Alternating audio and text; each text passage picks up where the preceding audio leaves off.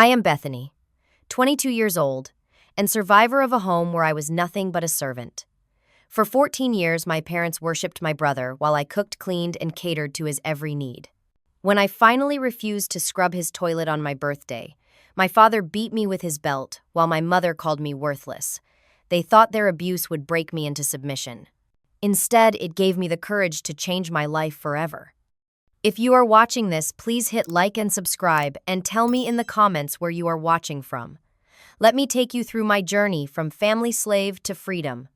I grew up in a seemingly normal middle-class home in Westlake, Ohio. From the outside, our two-story colonial with its perfectly manicured lawn looked like the American dream. My father, Robert, worked as a regional sales manager for a pharmaceutical company. My mother, Karen, was an administrative assistant at the local high school. My brother Jason is 2 years older than me, and from my earliest memories he was treated like royalty. When I was very young, around 5 or 6 things seemed relatively normal. We celebrated birthdays with homemade cakes, went on family vacations to the lake in summer, and had Sunday dinners at my grandparents'. But around the time I turned 8, I started noticing differences in how my parents treated us. For my 8th birthday, I received a coloring book and some crayons. 2 months later, when Jason turned 10, he got a brand new gaming system with 5 games. At Christmas, my stocking had candy and hair clips while his overflowed with gift cards and electronics. When I asked why Santa brought him more presents, my mother simply said, "Boys have different needs than girls." The trophy case in our living room told the whole story. Every shelf displayed Jason's accomplishments. Soccer trophies, baseball medals, certificates from science fairs, even when he placed 3rd. My straight-A report cards were taped to the refrigerator for a week, then disappeared. When I won first place in the county spelling bee in 6th grade, my father just nodded and said, "That is nice, but have you finished the dishes?"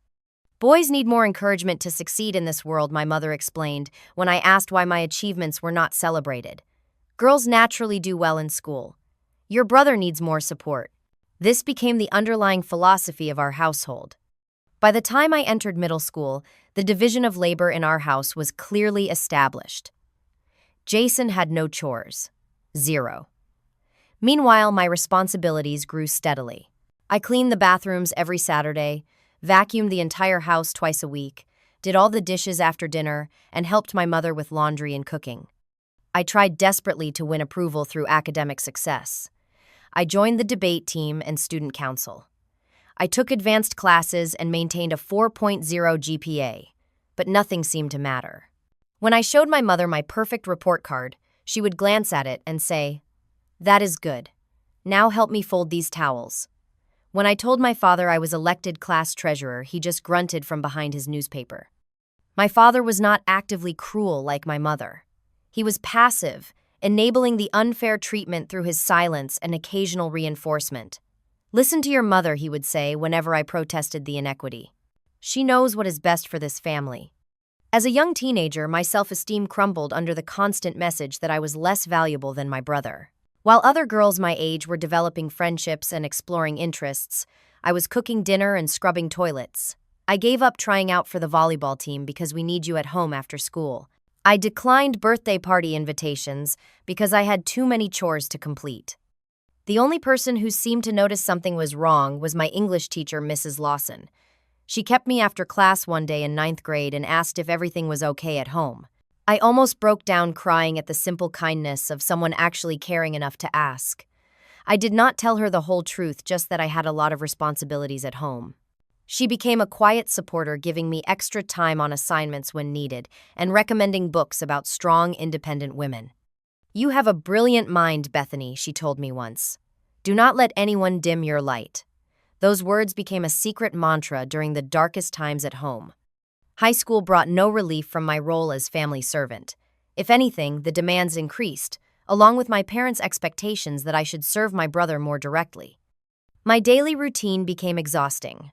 I woke up at 5:30 a.m. to prepare breakfast for Jason before his morning swim practice. My mother insisted he needed a protein-rich meal, so I learned to make omelets, breakfast burritos, and protein pancakes. I was not allowed to eat until after he had been served and had everything he needed. After school, I rushed home to clean his bedroom before he returned from baseball practice. This included changing his sheets twice weekly, organizing his desk, and picking up dirty clothes from his floor. While other kids my age were joining clubs or hanging out with friends, I was scrubbing my brother's bathroom and doing his laundry. "Why cannot Jason do his own laundry?" I once asked my mother. "He is focused on more important things," she snapped. "His grades and athletics will get him into a good college. You need to support his success." The most frustrating part was being forced to help with his homework when I had my own advanced coursework to complete. Jason struggled with writing essays, so my parents insisted I help him outline and edit his papers. Some nights I would finish helping him around 10 p.m., then stay up until 1 a.m., completing my own assignments. A typical day in my junior year went like this. Wake up at 5:30 a.m. to make Jason breakfast.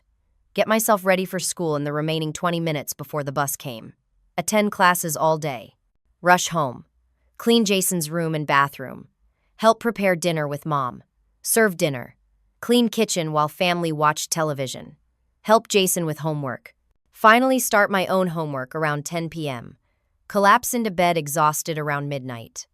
As Jason entered his senior year, his entitlement reached new heights. He would snap his fingers to get my attention when he wanted something. "Bethany, my water bottle is empty," he would call from the couch without looking up from his phone. If I did not immediately jump to refill it, he would complain to our parents. "Your attitude is disrespectful," my father would scold me. "Your brother is working hard for his future." Jason became increasingly verbally abusive. "Too much salt, idiot," he would say about food I prepared. "You missed a spot," he would point out after I cleaned his room. Once, when I accidentally shrunk one of his team shirts in the laundry, he called me worthless and stupid for a week straight. My parents said nothing to correct him. The message was consistent and clear. My purpose was to serve my brother and prepare for my future role as a wife and mother. "This is good training for when you have a family of your own," my mother would say. "A woman needs to know how to keep a home running smoothly." Despite the exhaustion, I struggled to maintain my grades. I knew education was my only ticket out, but it became increasingly difficult to focus on studies when I was constantly at everyone's beck and call. My anxiety grew and I developed insomnia, often lying awake worrying about all the tasks I needed to complete. The contrast between my home life and my friends' families became increasingly apparent. When I visited Sarah, my closest friend, I was shocked to see her brother loading the dishwasher after dinner. Her parents thanked both children for helping with chores. There was no favoritism, no gender-based division of labor. "Is this normal?" I whispered to Sarah in disbelief. "What do you mean?" she asked. "Your brother. He helps with chores." Sarah looked confused. "Of course. We all live here. We all help out." That conversation was a revelation. I began to understand that my situation was not normal or healthy. Sarah became my confidant, the one person I could be honest with about my home life. She listened without judgment and offered her home as a sanctuary when things got too intense at mine. My plan was to escape to college, but my parents had other ideas. "The state university is only 30 minutes away," my mother announced during my junior year. "You can live at home and commute. That way you can still help around the house." When I tentatively mentioned wanting to apply to schools in other states, my father shut down the discussion immediately. "We cannot afford out-of-state tuition, and you are needed here." End of discussion. I felt trapped watching as Jason went off to state university with celebration and financial support while my future seemed limited to continued servitude.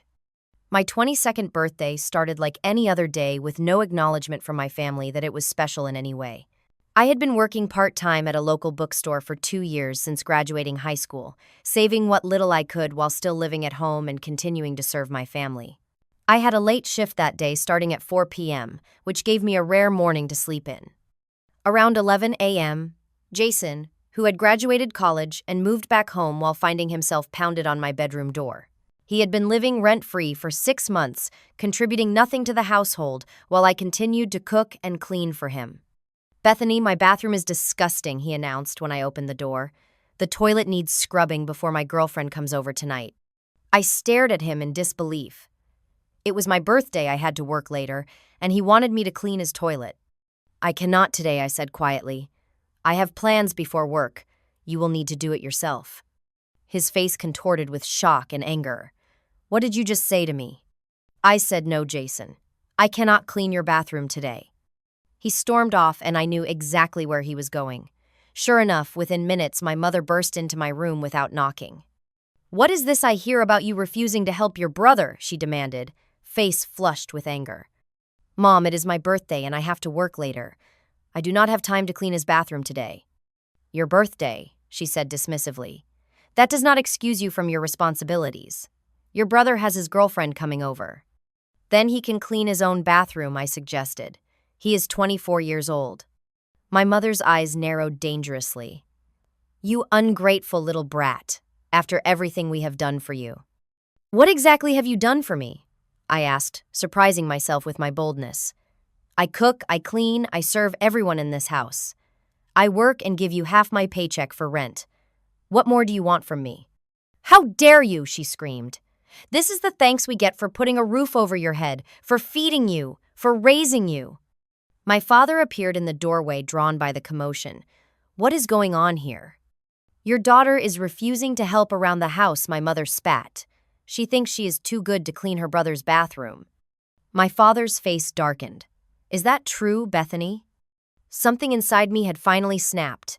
Years of pent-up frustration and resentment came pouring out. "Yes, it is true. I am tired of being treated like a servant in this house while Jason does nothing. It is my birthday, and I am taking one day for myself."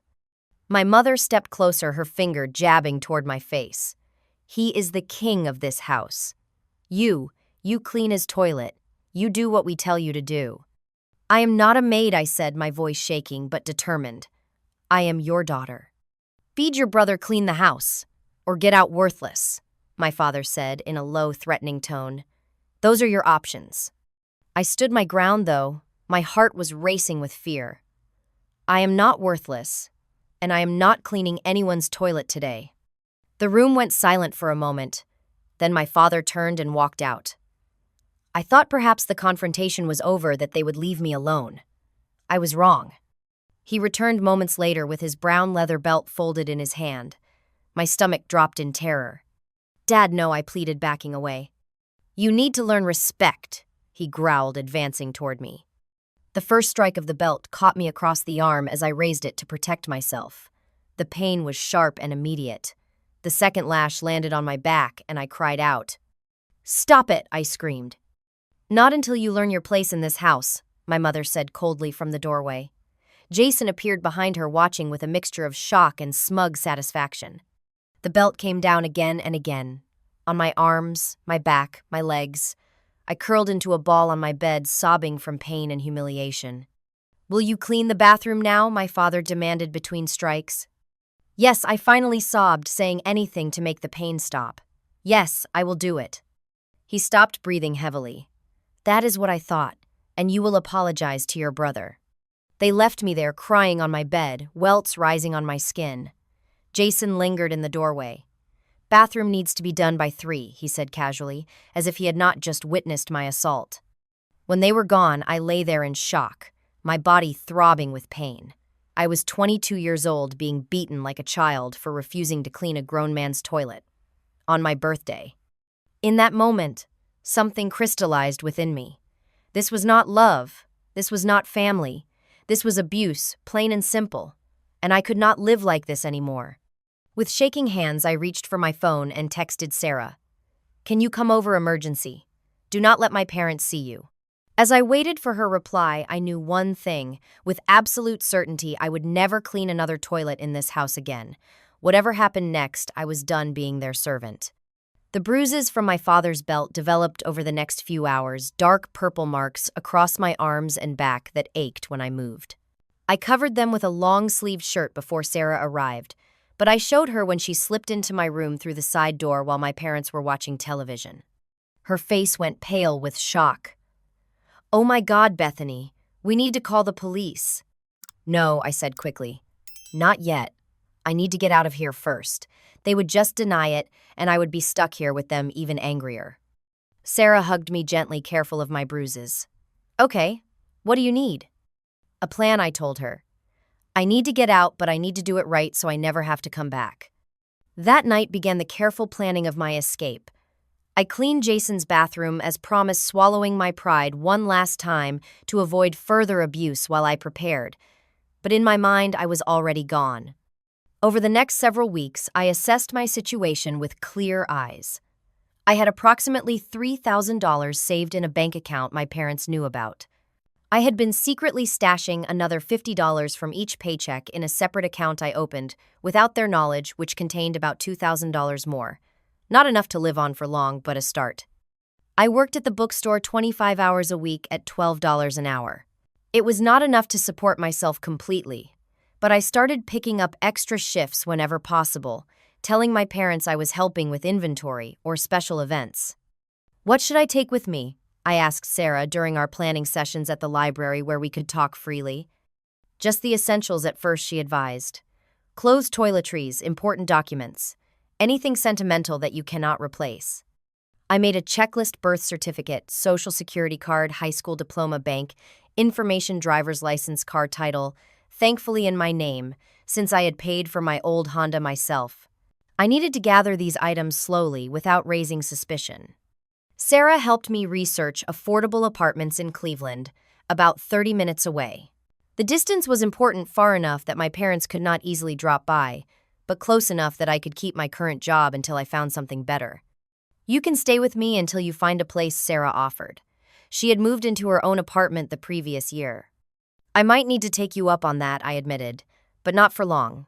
I need to be completely independent." I started researching jobs in Cleveland that would use my skills. I had been an excellent student despite everything and had taken some community college classes in business administration. I crafted a resume with Sarah's help, emphasizing my customer service experience and organizational skills. One night, I called a domestic abuse hotline from the bookstore after my manager left. The woman who answered listened patiently to my story. "What you are describing is definitely abuse," she confirmed. "Emotional, verbal, and now physical. You are an adult, and you have every right to leave that situation." She provided information about resources for abuse victims, including counseling services, with sliding scale fees and support groups. I took careful notes, adding these resources to my escape plan. I started documenting the abuse more systematically. I took photos of my bruises as they healed, and then new ones that appeared after subsequent punishments. I kept a journal hidden at Sarah's apartment, recording incidents of verbal abuse and unreasonable demands. If my parents ever tried to force me to return, I would have evidence. The logistics of moving out required careful planning. I needed to time it when both my parents would be out of the house. I arranged with Sarah to borrow her car for transporting my things, since mine was recognizable to my parents. I began sorting through my belongings when no one was home, deciding what was essential to take and what could be left behind. Clothes, personal care items, and a few treasured books went into one pile. Old school projects, stuffed animals, and other childhood mementos had to stay behind. I applied for several jobs in Cleveland and secured an interview with an insurance company for an administrative assistant position that paid $16 an hour, with benefits significantly better than my bookstore job. "You seem very organized and detail-oriented," the interviewer commented, impressed by my resume. If only she knew that those skills had been forged through years of running a household under threat of punishment. "I am efficient and thorough," I replied instead. To my surprise and delight, they offered me the job the very next day.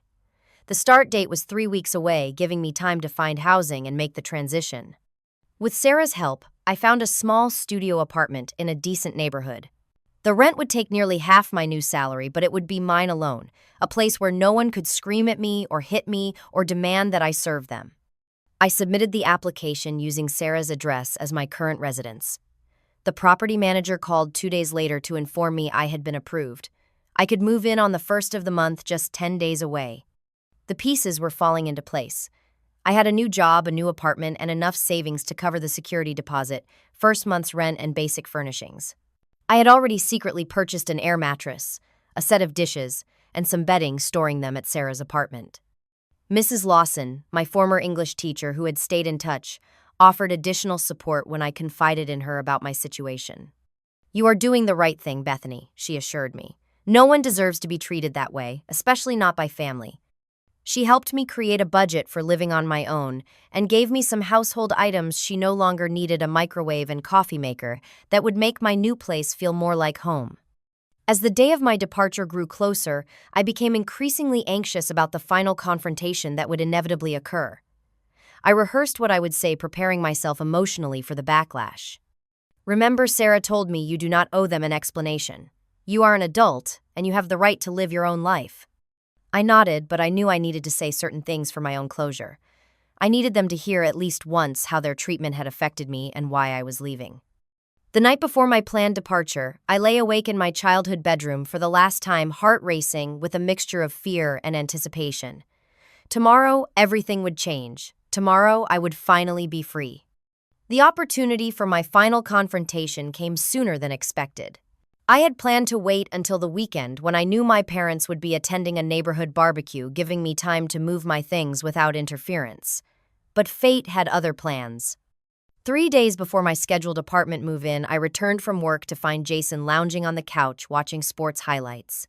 My parents sat in adjacent recliners, my father browsing on his tablet, my mother flipping through a magazine. "There you are," Jason said without looking away from the television. "I need you to wash and iron my blue button-down for my interview tomorrow. And while you are at it, my dress shoes need polishing." I stood in the doorway, suddenly calm. This moment, this ordinary request that would have sent me scurrying to obey just weeks ago now, seemed absurd. "No," I said quietly. The room went still. Jason turned to look at me confused. My father lowered his tablet. My mother's magazine stopped mid-page turn. "What did you say?" Jason asked as if he must have misheard. I said no.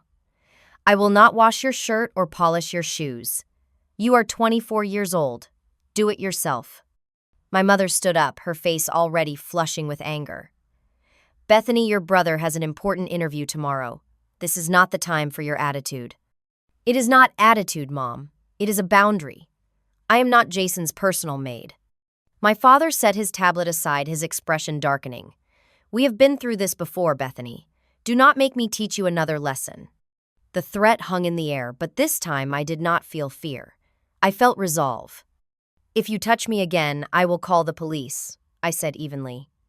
"I have photos of the bruises from last time and witnesses who saw them." Their expressions changed from anger to shock. This was not the compliant daughter they were used to controlling. "How dare you threaten your father," my mother hissed, "after everything we have done for you." "What exactly have you done for me?" I asked, the question no longer rhetorical. "You have treated me like a servant in my own home. You have favored Jason in every way possible. You have belittled me, insulted me, and allowed him to do the same. And when I finally stood up for myself, you beat me with a belt. On my birthday." Jason stood up, approaching me with an intimidating stance he had learned from our father. "You need to watch your mouth, little sister." I did not back away. "Or what, Jason? Will you hit me too?" "That would be a first. You usually just run to Mom and Dad to do your dirty work." My parents exchanged glances, seemingly unsure how to handle this new version of me, this person who was not cowering or apologizing. "We put a roof over your head," my father started, falling back on his usual justification. "We fed you, clothed you." "The bare minimum required by law for parents," I interrupted. "And in exchange, you got a full-time housekeeper, cook, and personal assistant for your precious son. I would say you got the better end of that deal." "Where is all this coming from?" my mother demanded. "You have never been so disrespectful." "This is coming from 14 years of being treated like I do not matter in this family," I said. "And it stops today." I took a deep breath, steadying myself for what came next. "I am moving out. I have an apartment and a new job in Cleveland. I am leaving this house and this toxic family dynamic for good." The silence that followed was deafening. Then all three of them started talking at once. "You cannot just leave," my mother sputtered. "You will fail on your own," my father predicted darkly. "Who is going to take care of everything around here?" Jason asked, the most revealing question of all. I laughed, a genuine laugh of revelation. "That is all you care about, is it not? Who will be your servant now?" My mother tried a different approach, her voice suddenly soft and manipulative. "Bethany, sweetie, you are overreacting. Every family has its challenges. We love you." "No," I said firmly. "You do not love me. You use me. There is a difference." My father stood now, approaching me with menace in his stance. "You are not going anywhere. I forbid it. I am 22 years old. You cannot forbid me from doing anything." As long as you live under my roof. I will not be living under your roof anymore. That is the point. His face contorted with rage. You ungrateful little. I am not ungrateful, I cut him off. I am not worthless either. Those are lies you told me to keep me compliant. I see the truth now. I turned to look at each of them, these people, who should have loved and protected me, but instead had exploited and abused me. You failed, I told them, my voice steady. You failed as parents. You raised a son who cannot take care of himself, and a daughter who you tried to break. But you did not succeed in breaking me. I am stronger than you know. My mother began to cry, tears I recognized as manipulative rather than genuine. How can you say such horrible things after all we have sacrificed for you? What sacrifices, Mom? Name one thing you ever put aside for my benefit. She had no answer. Jason tried next. You cannot just abandon your family. It is selfish. Selfish, I repeated incredulously. You, of all people, are calling me selfish. The person who has never done a single household chore in his life, who expects everyone to cater to his needs. That is rich, Jason. I had not planned for the confrontation to happen this way, but now that it had begun, I felt a weight lifting from my shoulders with each truth I spoke aloud. I am leaving tonight, I announced. Sarah is on her way to help me. I have already packed what I need. My father lunged forward, suddenly grabbing my arm. You are not going anywhere. I looked down at his hand on my arm, then back up at his face. Let go of me, I said quietly, or I will call 911 right now. You would not dare, he growled. I pulled my phone from my pocket with my free hand. Try me. Something in my expression must have convinced him I was serious. He released my arm, stepping back. Fine, go, but do not come crawling back when you fail. I would rather live in my car than ever come back to this house, I told him honestly. I turned and walked to my bedroom, locking the door behind me. My hands were shaking, but not from fear, from adrenaline. I had stood up to them, all of them, and I had survived. I texted Sarah, coming now. Confrontation happened early. Her reply was immediate. On my way. 5 minutes. I grabbed my 2 pre-packed bags from the closet containing the essentials I had carefully selected. I took one last look around the room that had been my prison for so many years, feeling nothing but relief to be leaving it behind. When I emerged with my bags, my parents and Jason were waiting in the hallway. This is your last chance, my mother said. Put those bags away and we can forget this nonsense. There is nothing to forget, I replied, pushing past them. There is only moving forward. My father moved to block the front door. If you leave this house, you are no longer our daughter. I looked him directly in the eyes. You stopped treating me like a daughter a long time ago. A car horn sounded outside, Sarah's signal that she had arrived. Move, I said firmly. To my surprise, my father stepped aside. Perhaps he thought I would really call the police, or perhaps some small part of him recognized the damage they had done. I walked out the front door without looking back. Sarah's car idled at the curb, her worried face visible through the windshield. I threw my bags in the back seat and climbed in. Go, I said, and she pulled away from the curb. In the side mirror, I could see my family standing in the doorway watching me leave. My mother appeared to be crying. My father looked angry, and Jason simply looked confused, as if he could not comprehend a world where someone would not be there to serve his needs. As we turned the corner and they disappeared from view, I felt a complex wave of emotions. Grief for the family. I never had fear of the unknown future, but overwhelming all of that, a profound sense of relief and freedom. You did it, Sarah said, reaching over to squeeze my hand. I did, I agreed, my voice steady. I really did. We drove toward Cleveland, toward my new life, and with each mile that passed, I felt the weight of servitude and abuse lifting from my shoulders. My first week of freedom was both terrifying and exhilarating. Sarah helped me move my belongings into the tiny studio apartment that was now my home. The space was barely 400 square feet, with a kitchenette along one wall, a bathroom barely big enough to turn around in, and a main room that would serve as my bedroom, living room, and dining area all in one. It is perfect, I told Sarah, as we set up my air mattress in the corner. It is tiny, she pointed out, looking dubious. It is mine, I replied. No one can tell me what to do here. No one can hurt me here. We spent that first day setting up the essentials: the air mattress with fresh sheets and a comforter, a folding table and chair from a thrift store, the microwave and coffee maker from Mrs. Lawson, dishes, towels, and basic groceries to get me started. When Sarah left that evening, I sat alone in my apartment for the first time. The silence was strange after years of constant demands and activity. I made myself a cup of tea and sat by the window watching the world outside, relishing the simple fact that no one would interrupt me. No one would call my name demanding service. No one would criticize how I spent my time. My new job at the insurance company started the following Monday. I woke early from habit, ironing my one professional outfit with care. The office was in a high-rise downtown, intimidating in its sleek modernity after the cozy familiarity of the bookstore.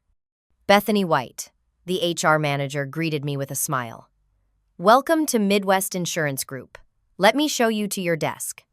I had my own desk, my own computer, my own phone extension, small things that represented independence and professional respect I had never experienced before.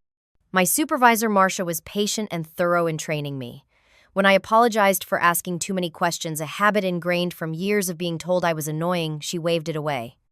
"Never apologize for trying to get things right," she said. "I would rather answer 10 questions now than fix one mistake later." The first paycheck from my new job felt like a victory. Depositing it into my own account, knowing the money was mine to manage, gave me a surge of pride I had rarely experienced. Financial independence came with challenges, of course. I needed to budget carefully to cover rent, utilities, food, transportation, and other necessities. Some nights dinner was ramen noodles or peanut butter sandwiches. But even on the tightest budget days, I never regretted my decision to leave. 3 days after I left home, the texts and calls began. My mother first, with guilt-laden messages. "How could you abandon your family like this? We are worried sick about you. After everything we have done for you, this is how you repay us." I did not respond to any of them. My father's messages were more threatening. "You better get your ungrateful self back home. You will never make it on your own. This childish rebellion ends now." I blocked his number after the third such message. Jason's texts were the most revealing. "Who is supposed to do the laundry now, Mom? Burned dinner last night. When are you coming back to cook? This is really inconvenient for everyone."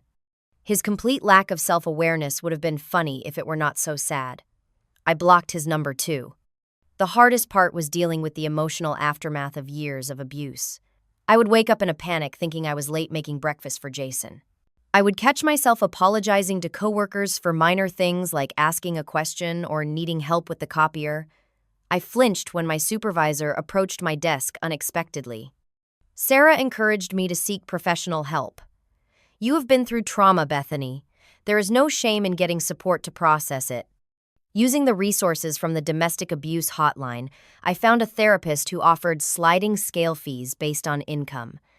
Dr. Patel specialized in family trauma and abuse recovery. In our first session, I nervously recounted my story, still half expecting to be told I was overreacting or being dramatic. Instead, Dr. Patel nodded understanding. "What you experienced was absolutely abuse. Physical, emotional, and psychological. Your decision to leave was not only justified but brave." Hearing those words from a professional brought tears to my eyes.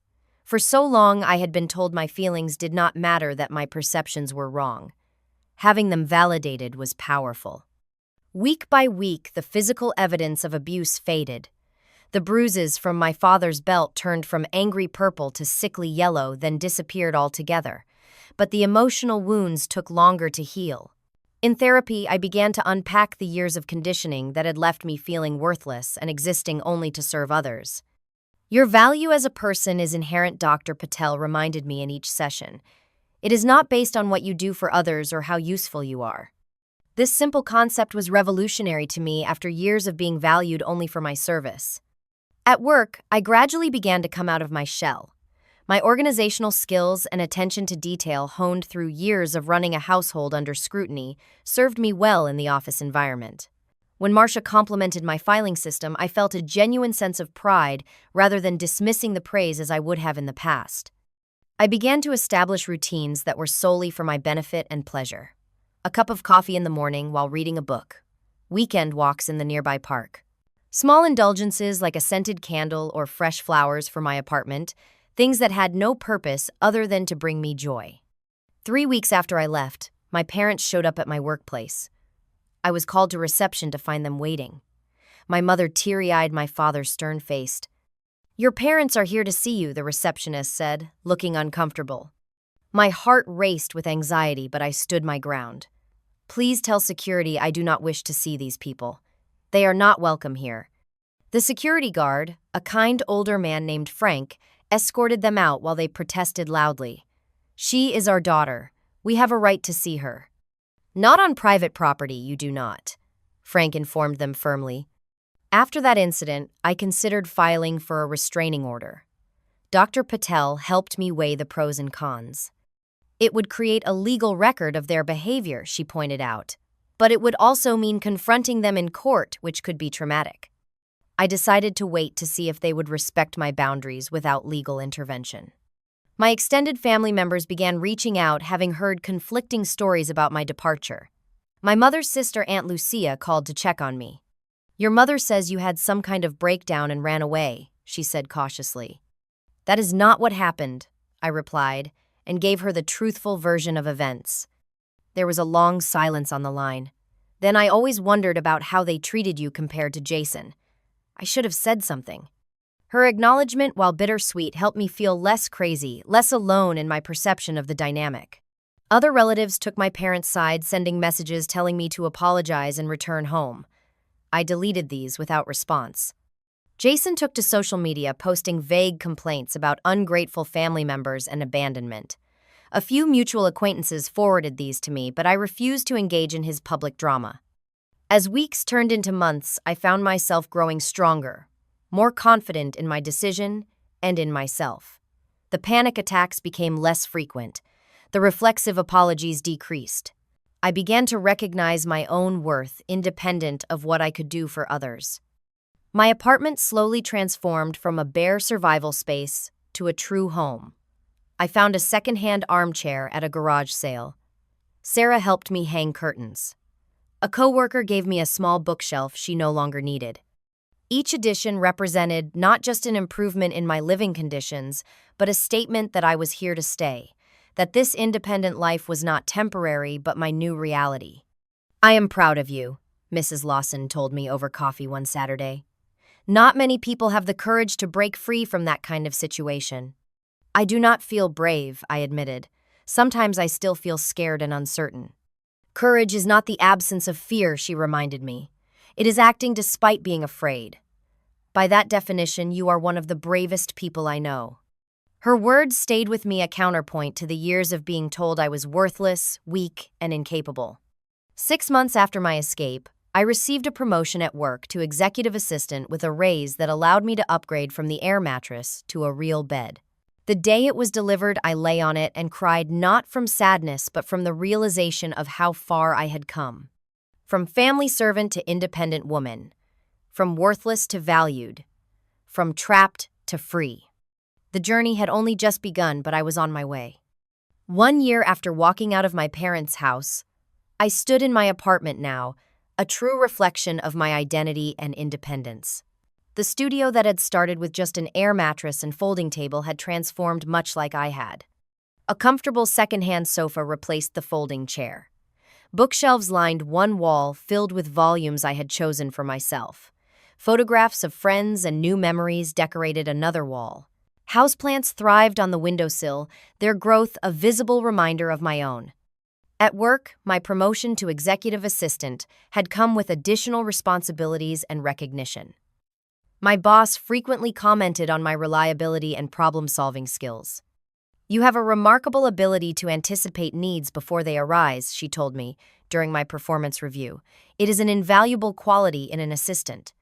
Once this skill had been exploited and taken for granted, now it was respected and compensated fairly. The difference was transformative. My social circle had expanded beyond Sarah, though she remained my closest friend. I had made connections with coworkers, joined a book club at the local library, and even started taking community college classes again, working toward an associate degree in business administration. Therapy with Dr. Patel continued to be an essential part of my healing journey. We had worked through the immediate trauma of my family situation, and were now addressing deeper patterns of people-pleasing and self-doubt that had been ingrained through years of conditioning. Notice how your first instinct is still to put everyone else's needs before your own, she pointed out in one session.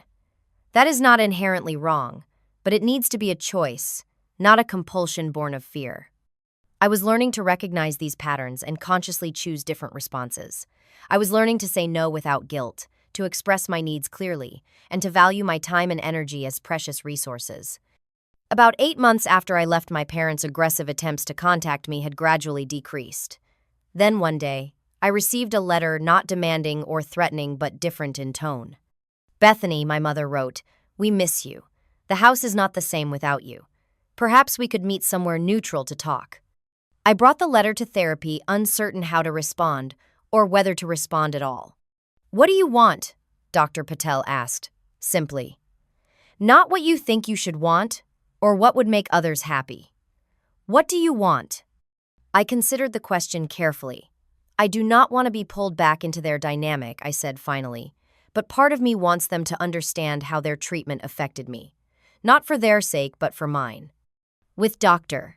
Patel's guidance, I drafted a response setting clear conditions for any potential meeting, a public place, Sarah present as support, and an understanding that I would leave immediately if they became manipulative or aggressive. To my surprise, they agreed. We met at a coffee shop downtown Neutral Territory as requested. My mother looked older, somehow more tired. My father seemed diminished, less intimidating than the monster in my memories. "You look well," my mother said awkwardly. "I am well," I confirmed. "I have a good job, my own place, friends who respect me."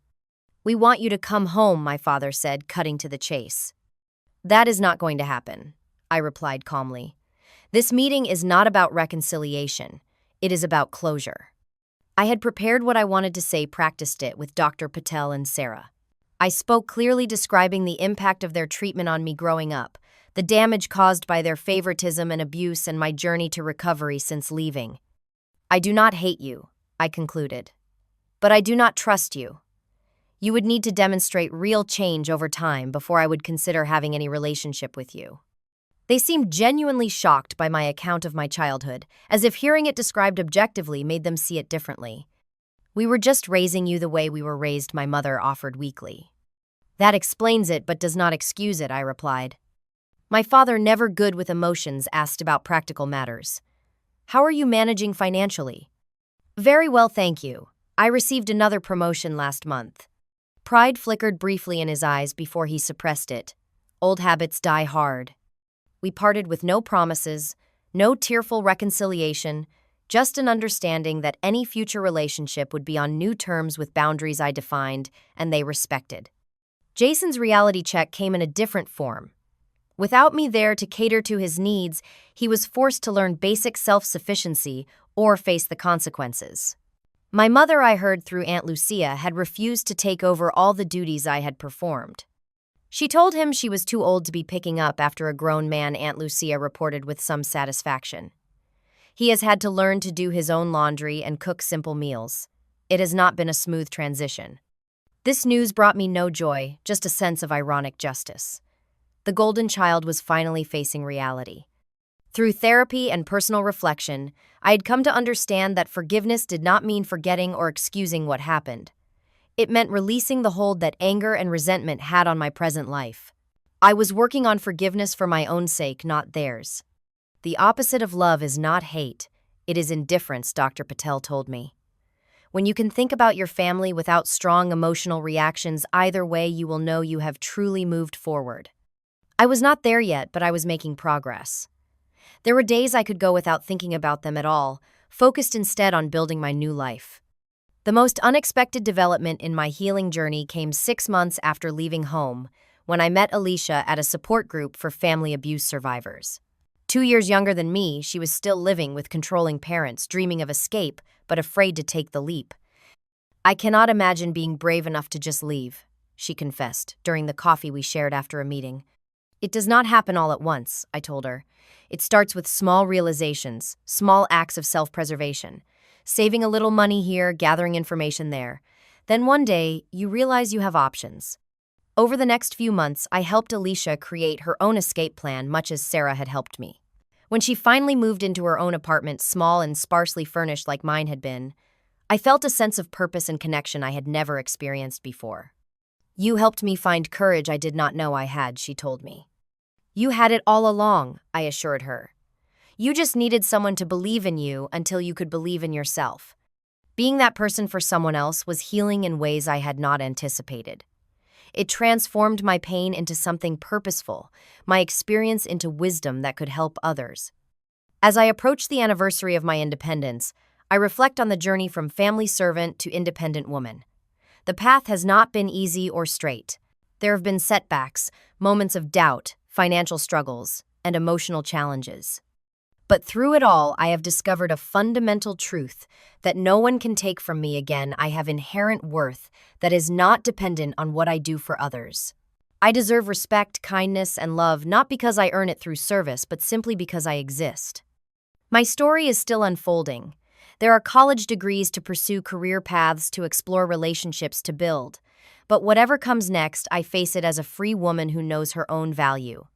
If you are watching this and see yourself in my story, please know you are not alone.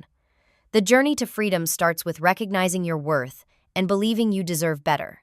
It continues one step at a time, one day at a time. Have you ever had to set difficult boundaries with family members? How did you find the courage to stand up for yourself? Share your experiences in the comments below.